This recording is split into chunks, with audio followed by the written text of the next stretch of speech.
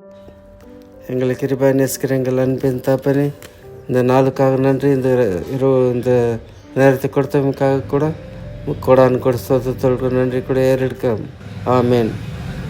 இன்றைக்கு எனக்கு தியானிக்க கொடுத்த வசனங்கள் 1 ராஜாக்கள் 17 அதிகாரம் வசனங்கள் 7 துவங்கி 16 முடிய நான் தியானிக்க வேண்டும். தீர்க்கதரிசி எலியாவை பற்றிதான வார்த்தைகளிலே, அவருடைய வம்சம் கீலேயத்தின் குடிகளிலே திஸ்பியா வம்சத்தானாகிய சாபா என்கிற சபசாத்தின் மகனாகிய எலியா தீர்க்கதரிசி ஆகாப்பை நோக்கி, இந்த வருஷங்களிலே பனியும் மழையும் பெய்யாது என்று இஸ்ரவேலின் தேவனாகிய கர்த்தருக்கு முன்பாக நிற்கின்ற நான் அவருடைய ஜீவனை கொண்டு சொல்லுகிறேன் என்றான். பின்பு கர்த்தருடைய வார்த்தை அவனுக்கு உண்டாயிற்று. அவர், நீ யோர்தானுக்கு நேராயிருக்கிற கேரி தாற்றண்டையில் ஒளிந்து கொண்டிரு, அந்த ஆற்றின் தண்ணீரை குடிப்பாய், அங்கே உன்னை போஷிக்க காகங்களுக்கு கட்டளை இடுவேன் என்றார். அந்த ஆற்றோரம் மனித நடமாட்டமே இல்லாத இடம். அங்கே ஆண்டவர் ஏன் ஒளிந்திருக்க சொன்னார்? ஆனாலும் எலியா ஆண்டவரின் வார்த்தைக்கு கீழ்ப்படிந்து அங்கே தங்கியிருக்கும் தான். ஆண்டவருடைய வார்த்தையின்படி காகங்கள் எலியாவுக்கு காலையிலும் மாலையிலும் அப்பமும் இறைச்சியும் கொண்டு வந்து தாகத்திற்கு அந்த ஆற்றின் தண்ணீரை குடித்தான். ஆண்டவருடைய வார்த்தையின்படி அந்த தேசத்திலே மழை உண்டாகாதபடியினால் அந்த ஆறு வற்றி போயிற்று. அப்பொழுது கர்த்தருடைய வார்த்தை அவனுக்கு உண்டாயிற்று. அவர், நீர் எழுந்து சீதோனுக்கு அடுத்த சாரிபாத் ஊருக்கு போய் அங்கே தங்கியிரு, உன்னை பராமரிக்கும்படி அங்கே இருக்கும் ஒரு விதவைக்கு கட்டளையிட்டேன் என்றார். அப்படியே அவன் சாரிபாத்துக்கு போனான். அந்த பட்டணத்தின் ஒலிமுக வாசலுக்கு வந்த பொழுது அங்கே ஒரு விதவை விறகு பொறிக்கொண்டிருந்தாள். எலியா அவளை பார்த்து கூப்பிட்டு, நான் குடிப்பதற்கு கொஞ்சம் தண்ணீர் கொண்டு வா எனக்கு என்றான். அவள் கொண்டு வர போன பொழுது அவளை நோக்கி கூப்பிட்டு, கொஞ்சம் அப்பமும் எனக்கு கொண்டு வா என்றான்.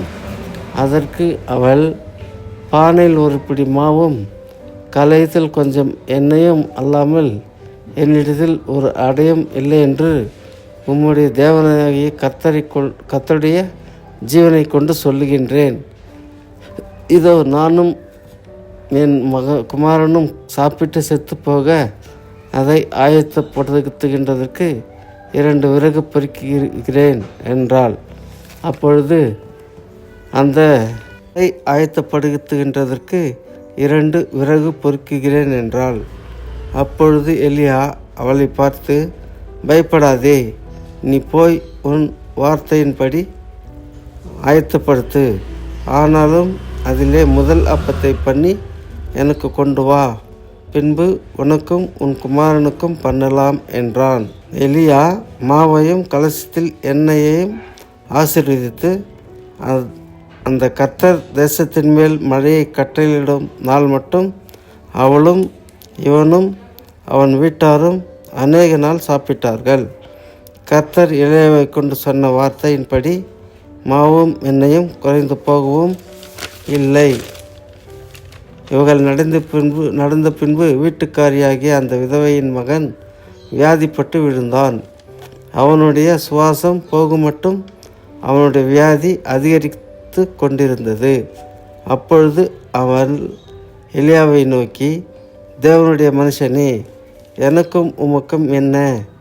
என் அக்கிரமத்தை நினைக்க பண்ணவும் என் குமாரனை சாக பண்ணவும் என்னிடத்தில் வந்தீரோ என்றாள். அதற்கு அவன், உன் குமாரனை என்னிடத்தில் தா என்று சொல்லி அவனை அவள் மடியிலிருந்து எடுத்து தான் தங்கியிருந்த மேல் வீட்டிலே அவனை கொண்டு போய் தன் கட்டிலின் மேலே வைத்து, என் தேவனாகிய கர்த்தர் மேலே நான் தங்கியிருக்க இடம் கொடுத்த இந்த விதவியின் மகனை சாக பண்ணினதனால் அவளுக்கு துக்கத்தை வருவித்தீரோ என்று கூப்பிட்டு அந்த பிள்ளையின் மேல் 3 தரம் குப்புற விழுந்து, என் தேவனாகிய கர்த்தாவே, இந்த பிள்ளையின் ஆத்துமாவை அவனுக்குள் திரும்பி வரப்பண்ணும் என்று விண்ணப்பித்தான்.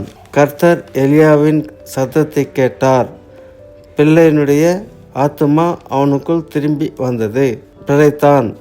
அப்பொழுது எலியா மேல் வீட்டிலிருந்து கீழ் வீட்டிற்கு கொண்டு வந்து அவனை அவன் தாயினிடத்தில் கொடுத்து, பார், உன் பிள்ளை நீ உயிரோடு இருக்கிறான் என்று சொன்னான். அப்பொழுது அந்த ஸ்திரீ எலியாவை நோக்கி, நீர் தேவனுடைய மனுஷன், உம்முடைய வாயிலிருந்து பிறக்கும் கர்த்தரின் வார்த்தை உண்மை என்றும் இதனால் இப்பொழுது அறிந்திருக்கிறேன் என்றான். மேலிருந்து நாம் தெரிந்து கொள்ள வேண்டியது என்னவென்றால், கர்த்தரின் சித்தம் எலியாவின் மூலம் மகிமைப்பட்டது. கர்த்தருக்கு ஸ்தோத்திரம். பின்னும் எலியாவிற்கு எலிசா என்ற சீடன் கிடைக்கின்றான். அவனும் எலியாவின் வார்த்தைக்கு கீழ்ப்படிந்து எலிசா சொன்னதை எல்லாம் கேட்டு அதற்கு கீழ்ப்படிந்தான். எலிசாவும் கர்த்தருக்கு உண்மையாயிருந்தான். அவன் மூலமாகவும் கர்த்தர் அநேக அற்புத அடையாளங்களை செய்தார். பின்பு எலியா கீழ்காலிலிருந்து புறப்பட்டு போனான். கர்த்தர் பெத்தேல் மட்டும் போக அனுப்புகிறார் என்றான். அதற்கு எலிசா, ஆண்டவனே, நானும் உம்முடனே வருகிறேன் என்றான். பின்பு யோர்தானுக்கு அனுப்புகிறார்.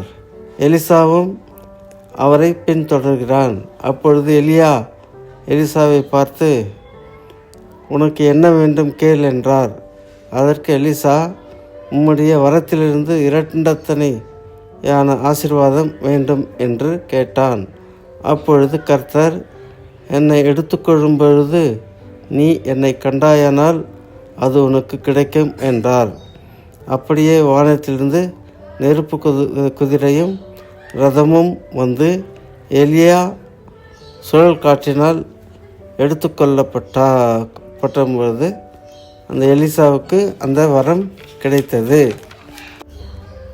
4 அதிகாரத்தில் இருக்கும் மோசே தீர்க்கதரிசி ஆண்டவர் உயிரோடு பரலோகத்துக்கு எடுத்துக்கொள்ளவில்லை. ஆண்டவருடன் மோசே முகமுகமாய் பேசியவர். 10 கட்டளைகளை கூட ஆண்டவர் சொல்லி மோசே எழுதினார். ஆனாலும் கூட அவரை பள்ளத்தாக்கிலே புதைத்தார்கள். ஆனால் அவர் புதைத்த இடம் இன்னும் யாருக்கும் தெரியவில்லை. ஆனால் ஆதியாகமத்தில் 5 அது வெறும் 7 வசனங்களில் வரும். ஏனுக்கையும் 1 ராஜாக்கள் 7 அதிகாரத்தில் வரும் எலியாவையும் ஆண்டவர் நேராக பரலோகத்துக்கு எடுத்துக்கொள்ளப்பட்டனர். இது ஆண்டவர் எலியாவிற்கு செய்த அதிசயம் என்று தோன்றுகிறது. கர்த்தராகிய தேவனுக்கு ஸ்தோத்திரம் மகிமையும் உண்டாவதாக.